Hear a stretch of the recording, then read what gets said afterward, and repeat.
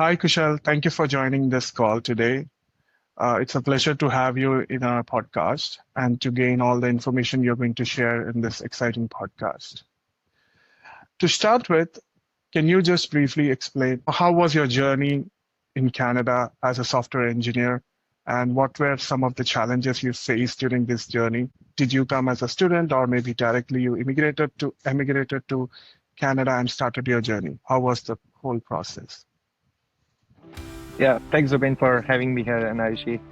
So, yeah, like starting in Canada was not like easy, I would say. So, like even the decision for making to move to Canada was a bit, let's say, too much of time. So, like I was working in India before. I was in Bangalore, and I was there for about 6 years there, and I moved to Bangalore after doing my masters from Delhi, and then we were thinking of moving out of India, just trying out what we can do, and then Canada was an option to get as a PR. We had the express entry option there. So me and Mayuri, we both thought of it, and then we just applied for getting the PR using the express entry route, and we got it. In 2018, we started the process, and in 2018 itself, we moved to Canada, and then so like it was a new country.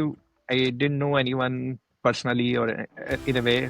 Just had my one uncle living here, but on a professional level, I didn't know anyone here in any company or anywhere. So the one thing what I did was, even before moving here, what I did is like I started reaching out to people on LinkedIn. So I started contacting all the technical recruiters on LinkedIn. So it was like daily I'll send requests to 100 of technical recruiters. I just go and search for technical recruiter and keep on sending connection requests on LinkedIn.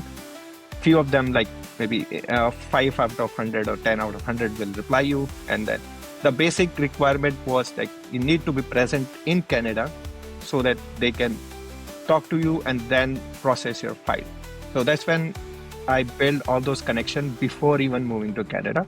And as soon as I landed here, I started contacting them and went for meetings with them. And that's when the whole recruiting process started for me.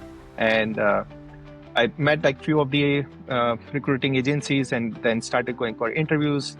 And I think within 1.5 months, I had my first job here. But yeah, that's all the things that helped, like getting in touch with all the recruiters, like the agents and all. And then they helped like very quickly getting the interview scheduled. And then, yeah, the hiring process was also smooth. So I think one of the key points is, as everyone says, networking helped you to land your first job. Yes. Right? Yes. And it made the process more easy. And as you planned in advance by looking into whom to contact, how to contact, and all those specific things. Yeah. And that's also like one thing is needs to be focused what you are looking for. It's not just like sending requests to anyone. It should be like related to your field where you want to go and only pitch those. So that's why they can handle your profile and then help you with the roles and all. Right. And as you said, it wasn't easy to start off in Canada. What were some of the challenges that you faced initially, even in your job search? I know it's when you say networking, it's not so easy. So what were some of the hindrances in that process? First was like the interview process was also a bit different what I was used to in India. So first thing, like it's not like I gave the first interview and I got selected. It was like there were multiple companies, maybe 8 or 10 of them that I interviewed for, and then each of them had different processes. Like for fewer companies, like you can say FANG, they have a defined set of process that all go through. So that's why, like, if you're preparing for one company, you are kind of preparing for all of them. But in such scenarios, like everyone had their different set of way of interviewing, so their processes were different. Few give you home assignments.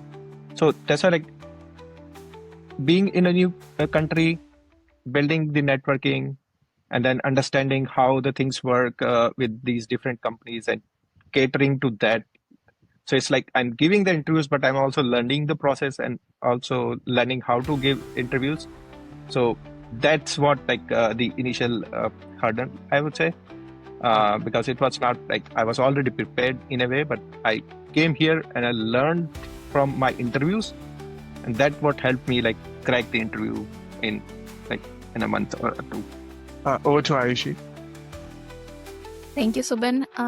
So for me, like Kushal, I figured out like you used to be software developer back in India as well, right? Yes. So, in Canada and in India, if you see, it's kind of, same pay, but still you thought of moving to Canada. What made you do that? Choose Canada over India. Yeah. So I would say the pay was not same. Definitely. Okay, not same. You get paid more here, and Yeah. even if you like convert, then there's no comparison, right? But even if you say in terms of expenses wise and like how much percentage you earn and how much percentage you save, in that sense, I would say you earn more, not just like in terms of the numbers, the CTC and everything. Earn and what you expend, and then what you save. I'm only talking about the saving part. You save more. In that Yeah, sense, I would say like yeah. you earn more. Okay, gotcha. And yeah. Okay, thank you. Thank you for clarifying that, because our listeners also come from various parts of the country and the world, and they would like to know these kind of questions. So that's why I had that question in my mind. Thank you for clarifying that. I have another question for you. So when you landed in Canada and when you were looking for jobs, did you also took any courses or certifications that helped you find a job or grow in your field here? When I moved, then no. Then I was only focused on getting the job. Didn't had any much time to like think about any courses or anything, because we were both working there. Me and my wife, we were both working in India. We left our job there and we took Yeah. a PR and then we moved here. So there was no like income source that point of time. It was only our savings. So that's why like only focus was to get the job. That time I just focused on getting the interview scheduled and then prepare for the interviews. Nothing apart from those. But later in the journey, like up in 2021, I took a course. It was more around how the FANG companies take the interviews and then how to prepare for those. And that was Yeah. like eye opener or life changing, all those things for me, because when I was going through that interview, I was like in 2018, like I did not even knew the process of the interviews, and Right. a lot of things I was learning at that point of time, and that the course which helped me crack Facebook that point of time. So that was the one thing that helped me. But yeah, before that I was just through my own experiences, what I've been through from the multiple interviews. That was the only learning for me. Like I fail interview, I learned from it. I fail another interview, I learned from it. That was the only thing, was the learning check for me. That was like the what you say, like feedback loop for me. There was nothing a course or any such. I was just following like there was Stack Overflow, and then there were few books on how to crack the interviews and the Java programming questions and all. So I was just following those. But nowadays, like after that, I learned about all these new platforms which are there now. We can prepare for coding interviews. So yeah, that was the code that helped a lot, because previously, like in a technical interview, I was only able to code one question. But Yeah. after that course, in each and every interview, I did like 2 questions. That was like the huge change that I also felt going through that course. So when you moved to Canada, so your software developer, like that degree, like a BTech degree, what you took in India, it was And valuable here in Canada as well, right? For you. yes, so I had bachelor's and also master's from there. Even in the for the PR, you need to get your education credentials verified. Yeah. And then there also they validate what level of your education is from your India compared to Canada, and that was also like similar. So I did masters there, and it was equivalent to master. So all the experiences, because I had experience from Microsoft, Amazon, and Yahoo at that time. So all those also helped getting it here. Thank you for sharing that as well. So when they say like, oh, we need a Canadian experience, for you it was like a quite of like irrelevant, because you had worked before with all this big organization that also helped you in your resume building, and when you were looking for jobs here, it became like that became like a null and void for you, like having just Canadian experience kind of thing. Yes. So I felt that this Canadian experience thing is also kind of related to roles and few of the companies. Like only few companies, especially in software, they put this kind of a restriction that they need some Canadian experience. Maybe because of the kind of product or service they provide, they would need it. But otherwise, in terms of software, it's nothing like special for any country experience you would need, because I was working in Java, I'm coming here and I'm working in Java. So it's like similar thing for me to work there. So yeah. And if you could share, like, so in 2021 when you took a course and then you learned so much, so if you could tell us more about kind of like any platform where if we have to do run and testing of any kind of programming application, if you could tell any name which is like free, like available for everyone, and they can test and they can share their result on LinkedIn. And because if they share their result on LinkedIn while doing those programming, recruiters can see the work and they can reach out to them directly. If you can share some of those. Really so in terms of those, like few people do all this like lead code thing where they provide like how much, but for all of their question to be available, you need to provide their subscription. Only few free questions are there and you don't get like ranking and all those sort of things. So for all these ranking related stuff, you would need to get their subscription. So like lead code, hacker rank, and there are also like competitive programming competitions happens where also people participate and then show it there. And the other thing is building your GitHub repository, which is like you kind of a way for you to show your work. So like pick any project or something and then work on it and put it on GitHub, which is like publicly available, so that you can, because nowadays a lot of companies ask for these, like they ask for your LinkedIn profile link and also your GitHub. Some like ask for your website and everything, but the most valuable stuff is your LinkedIn, which is like they can know your experience and everything, and your GitHub profile, which is will tell you about like what you have done in your, not in your work stuff, what you have done here apart from your work. That only you can share. Like you cannot share your company's work on GitHub. So right.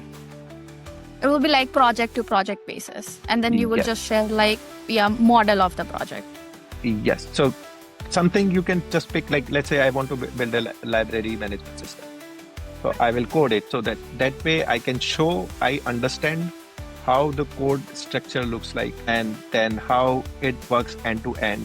So in a way, I'm telling anyone before asking me what I know, they can go through my code and understand like how I'm coding and all, because that's the basic thing every company needs to know about, like even when they are interviewing, because especially you do go for the coding interview where they get check if you can understand the problem and work on it. So the same way your projects can show you understand the whole coding lifecycle, like how the software development lifecycle works and how you manage your code. It's like you do clean coding or not, how you test your stuff and all those. So that's the thing that you can show, because apart from this, if you don't have work experience, this would be kind of a replacement for you to talk about your experience. Right. It will be a good start for freshers as well. And I think if they are doing bachelor's or something in computer science, it will be easier for them also to showcase their work and everything. Nice. And if someone is trying to do a transferable skill, like, and someone is a non-tech and they want to go in technology side and exploring the programming side, I think for them also it's going to be very useful. Yes. Because in my work experience, I can only tell about my experience. But with this, I can tell about my experience, how I built it, what problems I faced, and even show the code that which is out there and how I built it. Did I build it clean stuff, or did I just put everything in one class and just did some dirty coding here and there? So that also tells about like how much do you understand what you code and how like better you can explain what you have done. Thank you for sharing that amazing insights. Even I was not aware about all that. So thank you for sharing all of that. So, your job is very demanding. And so how do you make sure you balance your work and personal life? So usually here in the industry and in the companies, what we do is like we follow some kind of a model, which is like we follow here agile model, where we plan our work in advance, and that to like few people mostly follow 2 weeks of sprint, which is like we decide in this 2 week what all work we are going to do, and for each task we assign like how much time or number of days we need to put in and all. So Yeah. that also gives you kind of a I would say like ballpark idea how much time you need to spend in a week, and on which task how much time you need to spend on that. So that's kind of a things work back in my mind, where it's not like in one sitting I put everything there. It's like I take my breaks here and there, and then plan to finish whatever I thought, like if this particular task will take 3 days, and then based on that I can divide in one day how much I need to complete. And even if I'm not able to complete another day, I can put some more effort and then manage it in a way, but like get it completed in 3 days. So yeah, that all those things helps in planning how much Yeah. you want to work in a day, or sometimes you can do more and then get the second day kind of a little bit freed up. So all those things planning needs to do with the task and all. So yeah. And you don't get like a last minute call saying that, oh, this needs to be done. So what do you do in that scenario?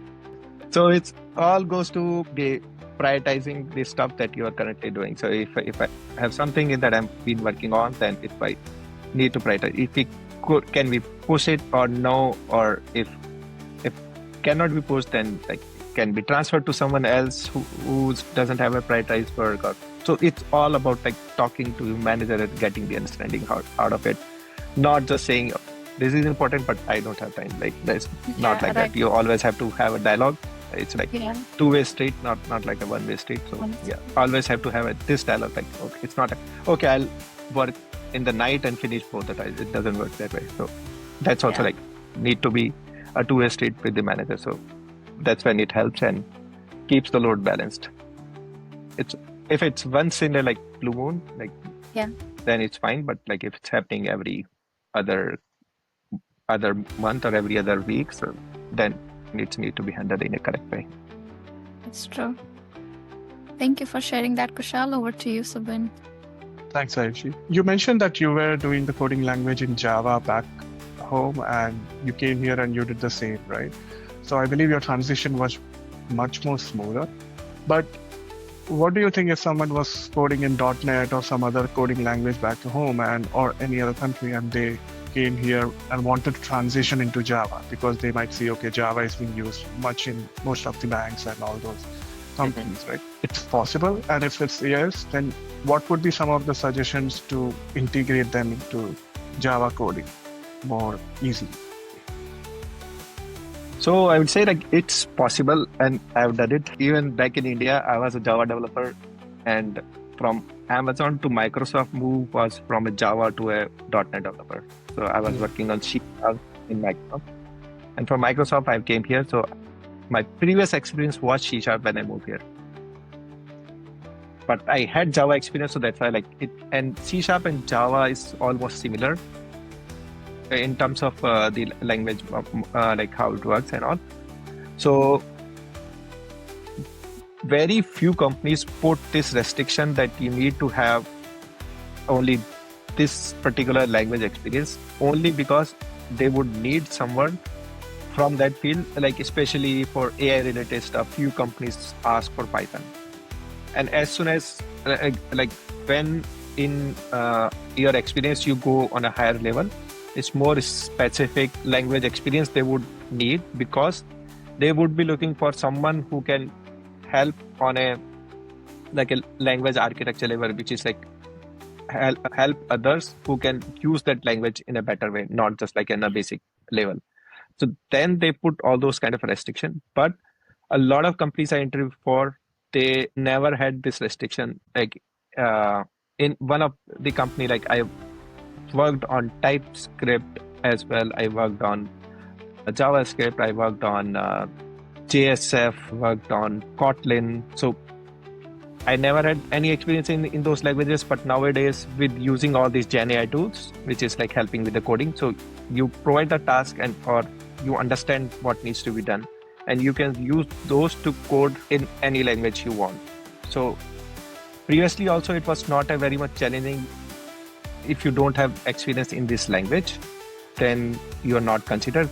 But yeah, this thing is there that few companies impose that they need Java experience, or sometimes they even impose that you need a Java 17 experience, which is like currently the latest in demand. Because when I moved here, it was Java 8 that point of time, but nowadays it's Java 17. Like few people are moving to Java 21 as well nowadays, but yeah, but mostly demanded is Java 17 nowadays. But very few companies put this restriction. Okay, thanks for the insight. I understand coding is never an easy game. You need to have a lot of mental strain on yourself and keep on thinking a lot of things, right? Because you might have bugs and you have to keep on fixing. Unless it's fixed, your day doesn't move on. So on a daily basis, how do you set some limits for yourself on the job timings so that you don't carry it towards your family and you know, okay, this is the time I've set it for this process. Even if something happens, or like I try to complete it within that time limit. How do you set those time limits and prioritize your work? Yeah, so like nowadays, after becoming a father, it's the programming, this timing has changed a lot.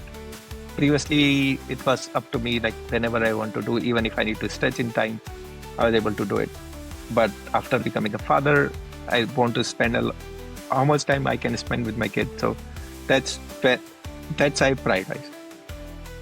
So nowadays he's going to daycare, so I try to finish up my work between the time he is in daycare, and as soon as he is back from daycare, whatever I could finish up, I finish. But even if something is left, then I wait for him to go to sleep, and then whatever I need to complete, I will complete. Otherwise, I try to finish up everything in between that time so that my evenings are free. I don't carry anything in the later in the day, because after the COVID, everyone is working from home. So that's the barrier that previously we had.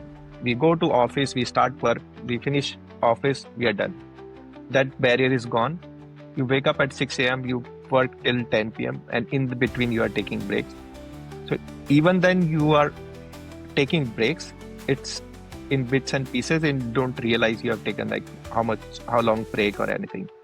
But if you structure in a way, like, so that's where being a father and my son helped me putting that structure in my day. But yeah, that some kind of a structure needs to be there, how you want to plan your day, so that you get a particular free time in your day, not in bits and pieces, but a longer free time in your day. So that helps in terms of planning your day and the work that you need to finish up today, and also like what's the priority of work. Could it, like, can you do it tomorrow or no? If you know, then there is no point, then there is no question. If it cannot wait till tomorrow, then you anyway have to do it. But if it can wait till tomorrow, then it can wait. And what are some of the habits on a daily basis you follow to relax yourself and keep yourself away from all these workload and everything? I know your child is there, so it might be a good relaxation, but other than that, how it would be? Some of these activities. Yeah. So all the other activities would be like just listening to songs in between the work, like it kind of going as a background music. And also I try to take breaks in between the work. It's not like I don't like to sit for longer hours. So that's why I usually don't keep the water bottle with me. People usually keep the water bottle at desk. So I sit at the second floor and the water is available at the first floor. I don't keep water bottle or anything. So that's why like when I'm thirsty, I need to go down. I'm standing up, not sitting for longer hours.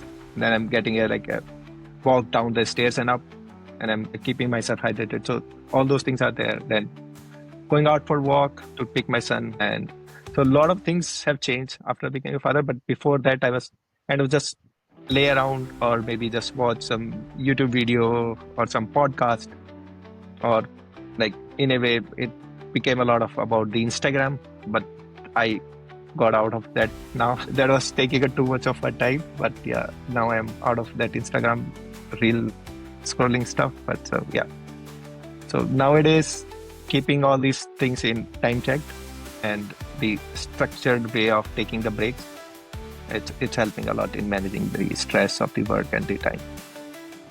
Yeah, I think those short brain breaks and getting out of your chair and moving has a great impact on our lives, especially when we are doing such jobs where we are constantly sitting and working near the screen.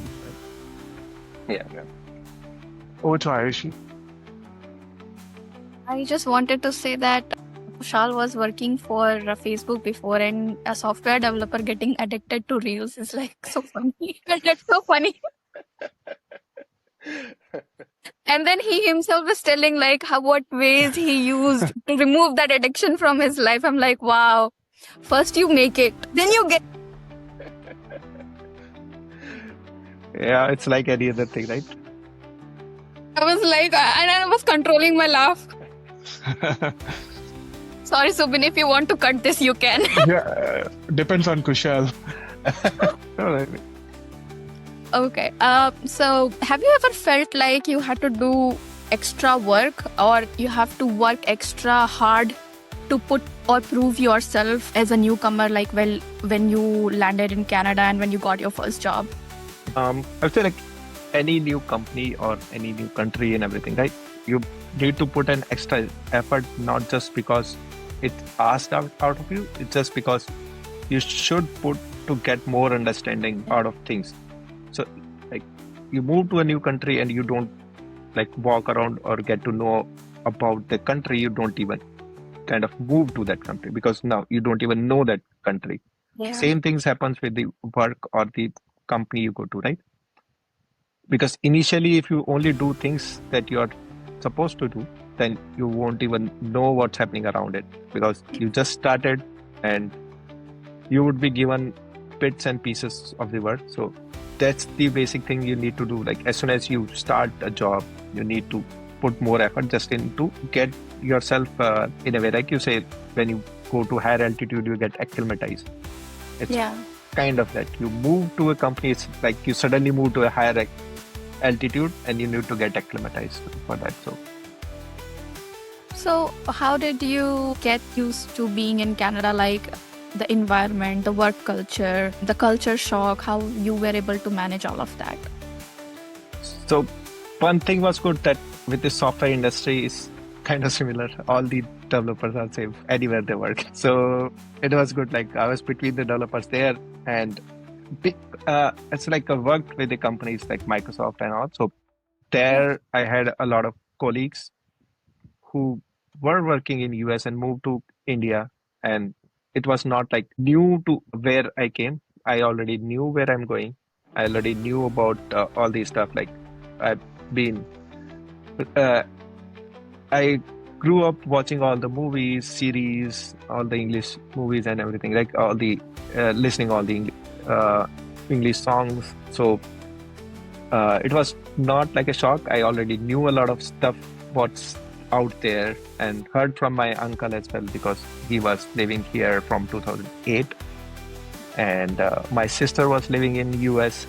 So it was just like I didn't come here physically, but mentally I visited. So that's what helped, like getting to know about here. And also like as soon as I started my PR process, I started looking for more stuff to get familiar with Canada, watching videos here, like people all do vloggings and also that's where you kind of see what it's out there. And a lot of streets I already kind of looked before on video and it was like, okay, yeah, I've seen it, I've seen that kind of like. So those kind of a thing was there, which kind of make you feel that you belong here already because you already know all those things. Like when you go from here to your country, why do you feel connected? Because you see, okay, I know this stuff, I know that stuff. So that's what helped. It's not like it's not like a different planet for me. It was like just another country that I've not seen physically before, but mentally. But now I've seen it. So that helped. Maybe that shock was not that much. So yeah. Okay. So, what was your biggest culture shock? I asked to all the immigrants. I love this question. Biggest culture shock. Initially, I don't think so. There was like Really? something. Wow. First, one thing about Indian food and the way we celebrate our the festivals here. India, we start very soon when the Yeah. festival begins, and then even till late we keep on celebrating. Here, it was like, okay, we'll wait for a weekend, or we'll wait for summer to celebrate Holi. It's Yeah. too chilly out here. We cannot play Holi. So all those things were not there. So those were the things. And the biggest thing I would say is the winters are very dark. Yeah. It's true. I still remember one incident. I was in my company and I went for a meeting, and I came out and it was dark outside. I was like, for how long was I at a meeting? I checked my time. Oh, it's only 4 o'clock. Yeah. So yeah, that was, I would say that's the biggest shock around that time. So yeah. For fun, what was your culture shock, Subin? I think it was the winters because Winters. the dark ice and everything, we would just slip on it and then break up. I think that was one of the cultural shocks. Mhm. For me, it was the dinner time. I was staying in the paying guest from my university, and they would do dinner like at 6. And then they literally come over, we are up for dinner. I'm like, what? This is just 6 p.m. Like, I would just have my chai and snacks, but And like, summers Yeah. are long. Summers Yeah. are long, right? Yeah. At 9 p.m. also, still it's like a good evening, not night. Yeah. Hmm. Yeah.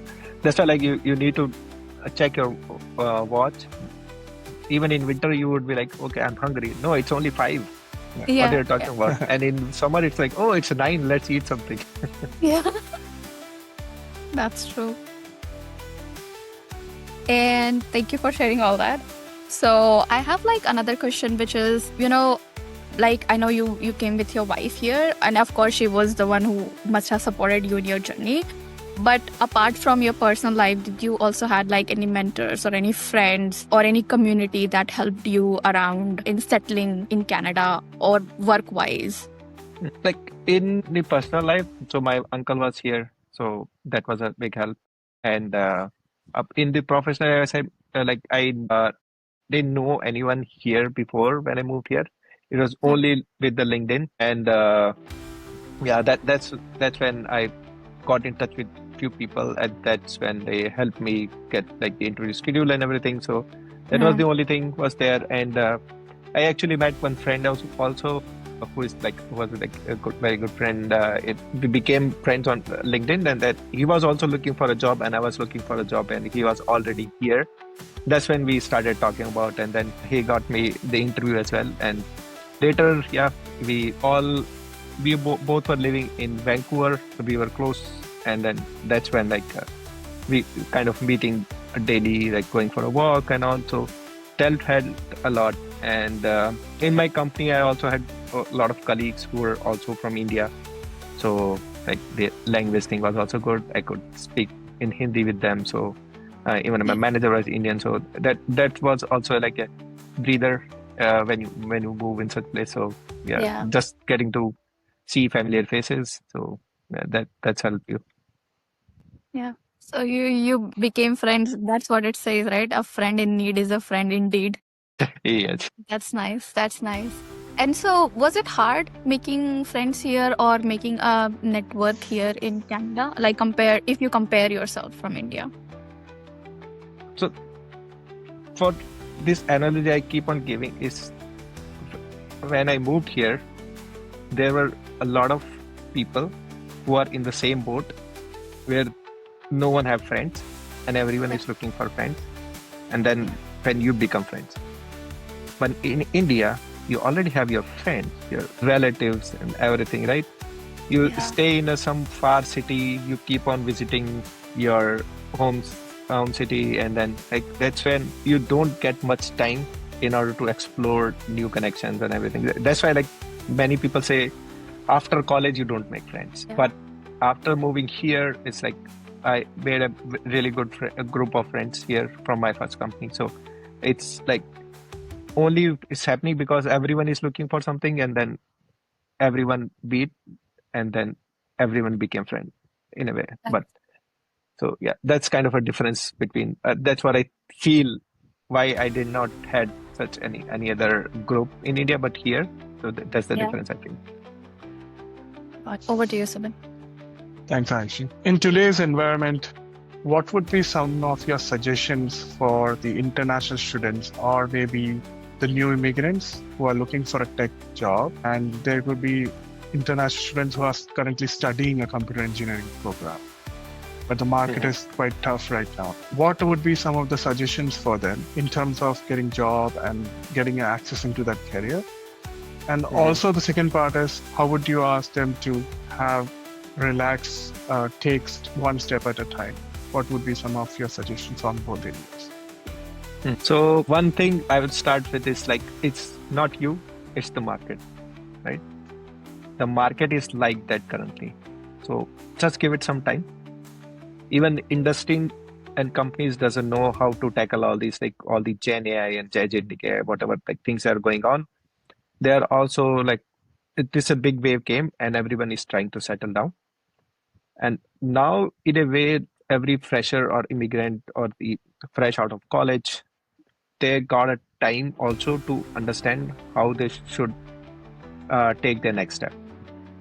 So nowadays, number of companies hiring is low. So as I mentioned, the experience that I had was from my interviews. I go for an interview, I fail that, and I learn from it.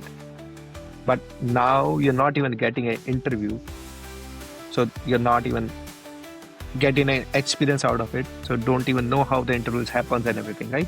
So you're not getting prepared for interview. So interview is not similar to what you do in your college. You study it and you give exams, not same, right?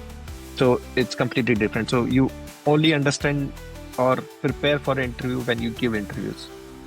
So just wait for the market to get better and be ready for that. That's the first advice, is be ready for that. As soon as the market becomes ready, you should also be ready. It's not like, it cannot be you will start preparing when the market opens up. You should be ready around that time. So being ready means is like how you are utilizing your time now. So you were in college, you had your courses, you were preparing for it. That was fine. Now you started looking for job and you're not getting interview, you're not getting anything. So how you are utilizing your time?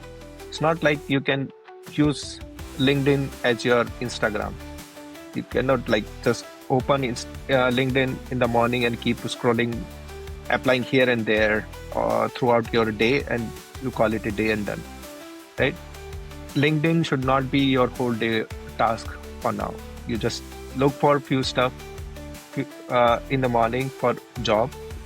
Give a time limit. Maybe you need more time, so maybe like 1 hour or 2 hours you spend on that, because a lot of things are similar on LinkedIn, and it's like not like every company is opening a lot of jobs on a daily basis. So stick to your schedule on LinkedIn, how much time you need to spend, and use the remaining time to build your skills. So like if you have time now, so then how you are empowering yourself? Are you going for any certification?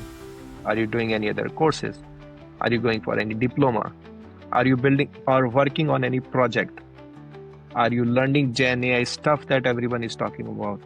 Will you be ready with your Gen AI stuff when companies ask or hire you?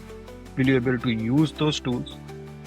So I'd say it's similar to when there was no computers and everybody was working on, let's say, a typewriter, and suddenly computer came and everyone was like, oh, now people will lose their job, there won't be many jobs, all the machine will do the job, and like people will not have any jobs and everything. It's been decades, everyone is working, number of jobs have increased, number of industries have increased, so everything is increasing, nothing is happening, that's all. The same thing is happening from past few years in terms of AI. Like the computer can code and it's getting better, and it can replace software developers. It can replace all the freshers. So all those things are there.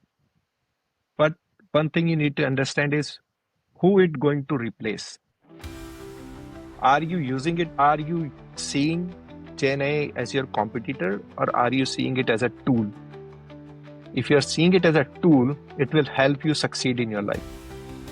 Whatever, like even I'm using it for past few years, and whatever task I was able to do in like a 1 day or 2 day, I can now finish it in half day. So that's the power of all these tools now. But if I didn't know those tools, I would still be spending 2 hours or 2 days, and someone else is using those tools will be able to replace me because they are able to achieve more in terms of because they can finish their task sooner and do more stuff. So that's the basic thing, right? Treat it as a tool and try to understand it, not as a competitor that it came to take our job. So build your profile in a way, because you're not getting any job, so you're not getting any job experience. How you can leverage that time to build the experience for it. I think those are great insights because in one of our podcasts, we were saying that treat AI as your buddy and just keep on prompting rather than asking everything to it, talk to it for more information, how you can excel in something. I think, like, for example, macros is a part in Excel which I wanted to learn a lot and I got some idea, but then I started using macros through AI and it helped me build tools which I couldn't build previously. So I think those are some of the steps which it helps with. Great insights, anyway. Over to Ayushi. Thank you, Subin. So, what does success mean to you today? Like, not just in work, but in life overall? So yeah, for today, I think it changed a lot in course of time for me.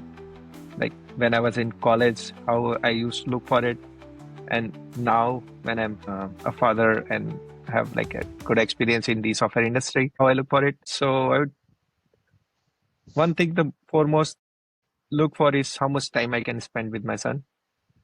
That's become the top priority for me. How much time I can spend with him. And as all those things have been changing from time to time, right? Whatever parameters you put for yourself. Previously, it was like in terms of CTC, what you can get. In terms of company, which company I can go for. How much I want to earn. And from wanted to move out of India, move to Canada and earn more and all those things, right? But now it's how much time I can spend with my family, and also in terms of learning wise, how can I keep myself challenged and learn new stuff. So before all these like big waves in industry needs to happen, so Gen A is kind of that way, right? It kind of a big wave came and everybody is stunned with it, and now it shows us that we need to keep on learning. And it's not just for an individual, it's also for companies. We have seen a lot of companies in past who were like leaders in their domain, and they stopped like growing or looking for new stuff, and they are nowhere now. So same thing is like success is just like how much I can learn more in terms of my work, and how if I'm getting the time to do that or not. Because that will keep me that will keep me motivated and keep on going in the industry, which is like ever changing, and it will never stop changing, and such big waves will keep on coming. And if we can ride that wave, I think that should be the success parameter. And the I keep repeating, but yeah, the first thing is just time with the family and working from a good way of saying that. Yeah, and also like the working from home is helping a lot with that. So I'm saving a lot of commute time, and then working from home, so I'm readily available whenever my son is freed up. So yeah, that's helped a lot. That's great. Thank you for sharing all the amazing things you shared today about software development. I hope our listeners and our viewers will be able to learn a lot from you. And Kushal is also available to our listeners and viewers. Kushal is also available on LinkedIn. In case you have any questions or concerns, you can always reach out to him as well on LinkedIn. Okay. Thanks, Kushal. Thanks a lot.